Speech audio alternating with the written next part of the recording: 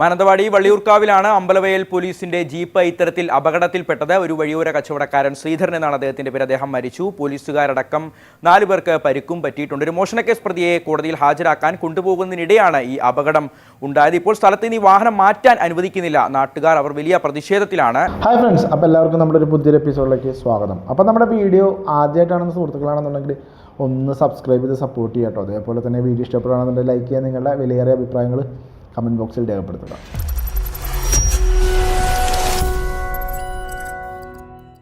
അപ്പോൾ കുറച്ച് മണിക്കൂറുകൾക്ക് മുമ്പ് നമ്മുടെ വയനാട് മാനന്തവാടിയിൽ നടന്ന ഒരു വാഹനാപകടം. ആ വാഹനാപകടത്തിൽ ഒരു വഴിയോര കച്ചവടക്കാരൻ മരണപ്പെടുന്നു. ഈ ഒരു മരണത്തിന് ഉത്തരവാദി ആരെന്ന് ചോദിച്ചു കഴിഞ്ഞാൽ ഒരേ ഒരു ഉത്തരവുള്ളൂ, നമ്മുടെ പോലീസ് ഏമാന്മാർ പ്രതിയെയും കയറ്റി കൊണ്ടുപോയായിരുന്നു. ആ സമയത്താണ് നിയന്ത്രണം വിട്ട് ഈ ഒരു വഴിയോര കച്ചവടക്കാരൻ ഇടിക്കുകയും അദ്ദേഹം മരണപ്പെടുകയും ചെയ്യുന്നത്. ഇതിലിപ്പോൾ എന്താണ് ഇത്രയും വലിയ കാര്യമെന്ന് ചോദിച്ചു കഴിഞ്ഞാൽ വേറെ ഒന്നുമല്ല, ആ വണ്ടിയുടെ ഫിറ്റ്നസ് തന്നെയാണ് പ്രശ്നം. 2 ടയറുകളും തേഞ്ഞ് ടയറിൻ്റെ നൂല് വരെ കാണാനിടയായിട്ടുള്ള അവസ്ഥ. ആ അവസ്ഥയിലാണ് ഈ ഒരു പോലീസ് വാഹനം പൊതുനിരത്തിൽ ഇറങ്ങിയിട്ടുള്ളത്. ഇപ്പോൾ ഒരു ഉദാഹരണമായിട്ട് ഒരു സാധാരണക്കാരൻ്റെ വണ്ടിയാണ് ഇത്തരത്തിൽ ഒരു RTO പരിശോധനയിൽ പിടിക്കപ്പെട്ട് കഴിഞ്ഞാൽ എന്തായിരിക്കും അവസ്ഥ? ഓടിക്കുന്നവൻ്റെ ലൈസൻസ് വരെ കട്ട് ചെയ്ത് കളയും. ഒരു ഫിറ്റ്നസ് ഇല്ലാതെ ഒരു വാഹനം നിരത്തിലിറക്കി കഴിഞ്ഞ് കഴിഞ്ഞാൽ ഒരു സാധാരണക്കാരനുണ്ടാവുന്ന അവസ്ഥ, അവർക്ക് RTO എഴുതി കൊടുക്കുന്ന ഫൈൻ ഒന്ന് ആലോചിക്കണ്ടേ? ഇത് എല്ലാവർക്കും ബാധകമാണ്. നിയമപാലകർക്കും തമ്പ്രാക്കന്മാർക്കും പ്രജകൾക്കും എല്ലാവർക്കും ബാധകമാണ്. അല്ലാതെ തമ്പ്രാക്കന്മാർക്കൊരു നിയമം, മറ്റുള്ളവർക്കൊരു നിയമം, പ്രജകൾക്കൊരു നിയമം എന്ന് പറഞ്ഞാൽ അതൊക്കെ എങ്ങനെ ശരിയാവുന്നത്? ഇപ്പോൾ ഉദാഹരണമായിട്ട് നമ്മുടെ KSRTC ബസ് തന്നെ എടുക്കാം. ഫിറ്റ്നസിൻ്റെ കാര്യത്തിൽ റേറ്റിംഗ് കൊടുക്കുകയാണെന്നുണ്ടെങ്കിൽ 0 കൊടുക്കേണ്ടി വരും. ഇപ്പോൾ ലോക്കൽ ഓടുന്ന വണ്ടികളുണ്ടല്ലോ, ഈ ഓർഡിനറി ബസ്സുകളൊക്കെ ചില സമയത്ത് കയറുമ്പോൾ പിടിക്കാൻ തന്നെ പേടിയാണ്, കൈ മുറിയോ എന്നുള്ള പേടിയാണ്. അതേസമയം നമ്മുടെ പ്രൈവറ്റ് ബസ്സുകൾ വർഷാവർഷം ടെസ്റ്റ് നടത്തി പെയിൻ്റ് അടിച്ച് കുട്ടപ്പന്മാരാക്കി ഓടിക്കൊണ്ടിരിക്കുന്ന വണ്ടികൾ, ആ വണ്ടി നമ്മുടെ KSRTC വണ്ടിയായിട്ടൊന്ന് കമ്പയർ ചെയ്ത് നോക്ക്. KSRTCയിൽ പിടിക്കാൻ തന്നെ പേടിയാവും. അതേസമയം പ്രൈവറ്റ് ബസ്സുകാരെ കണ്ടു കഴിഞ്ഞ് കഴിഞ്ഞാൽ RTOക്കാർക്ക് ഹാലിളകും. ഇല്ലാത്ത ഫൈനൊക്കെ അടിച്ചു കൊടുക്കുകയും ചെയ്യും. ഇതിപ്പോൾ പ്രൈവറ്റ് ബസ്സിൻ്റെ കാര്യം മാത്രമല്ല കേട്ടോ, അന്നന്ന് അന്നത്തിന് വേണ്ടി ഓടുന്ന ഓട്ടോക്കാർ, ഈ ഭാരം ചുമക്കുന്ന വണ്ടികൾ, ഇവർക്കൊക്കെ ഡെയിലി എന്തെങ്കിലും കാരണം കാണിച്ചുകൊണ്ട് ഫൈൻ അടിച്ചു കൊടുക്കുന്ന ആളുകളാണ്. എന്നാൽ KSRTCക്കോ ഇല്ല. ഇതുപോലെ തന്നെയാണ് നമ്മുടെ പോലീസ് ജീപ്പിൻ്റെ അവസ്ഥയും. എത്ര ആളുകൾ പ്രതികരിച്ചിരിക്കുന്നു. ചില ആളുകൾ പ്രതികരിച്ചിട്ടുണ്ട്, സീറ്റ് ബെൽറ്റ് ഇട്ടിട്ടില്ല പോലീസുകാർ.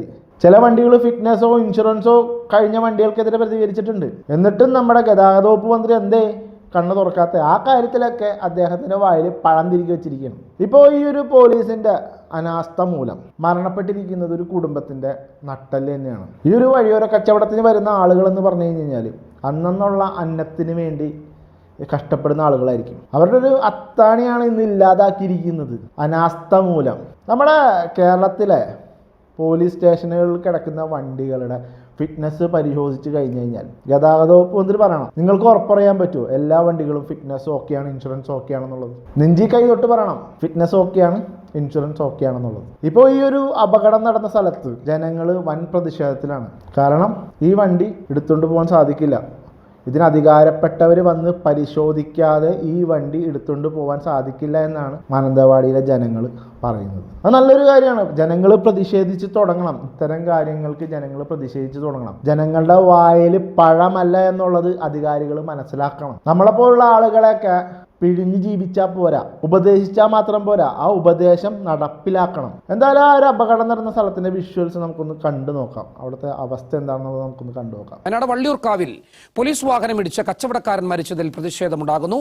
അപകടമുണ്ടായ സ്ഥലത്ത് നാട്ടുകാർ ഇപ്പോൾ പ്രതിഷേധിക്കുകയാണ്. വാഹനം കാലപ്പഴക്കം ചെന്നതെന്നും ടയർ തേഞ്ഞെന്നുമാണ് നാട്ടുകാരുടെ ആരോപണം. ഉന്നത പോലീസ് ഉദ്യോഗസ്ഥരും RTOയും വരാതെ വാഹനം വിട്ടു നൽകില്ലെന്നാണ് നാട്ടുകാരുടെ ഇപ്പോഴുള്ള ഡിമാൻഡ്.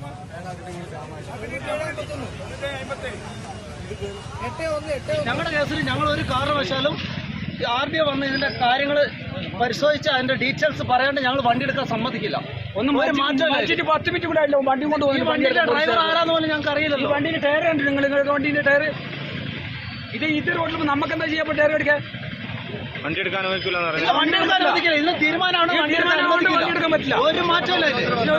ഒരു മാറ്റമില്ല. അപ്പോൾ ഇനി ഈ ഒരു നാട്ടുകാരുടെ പ്രതിഷേധത്തിനൊക്കെ എന്തെങ്കിലും ഗുണം ഉണ്ടാവും എന്നുള്ളത് നമ്മളിനി കണ്ടറിയണം. ചിലപ്പോൾ പ്രതിഷേധം ഒരു വഴിക്ക് നടക്കും, നിയമത്തിൻ്റെ വഴിക്ക് പോകും. എന്താണ് ഉണ്ടാവാൻ പോണേന്നുള്ളത് കണ്ടറിയാം. എന്തായാലും ചിലപ്പോൾ വണ്ടി ഓടിച്ചവനെ ചിലപ്പോൾ ഒരു 2 മാസത്തേക്കോ 6 മാസത്തേക്കോ സസ്പെൻഡ് ചെയ്യും, അവൻ്റെ ലൈസൻസും റദ്ദാക്കും. അതേ ചിലപ്പോൾ ഉണ്ടാവത്തുള്ളൂ. അതിൽ കൂടുതൽ ഉണ്ടാവാനായിട്ട് സാധ്യത വളരെ കുറവാണ്. അപ്പോൾ എന്താണ് നിങ്ങളുടെ അഭിപ്രായം എന്നുള്ളത് കമൻറ്റ് ബോക്സിൽ രേഖപ്പെടുത്തുക കേട്ടോ. Okay, by.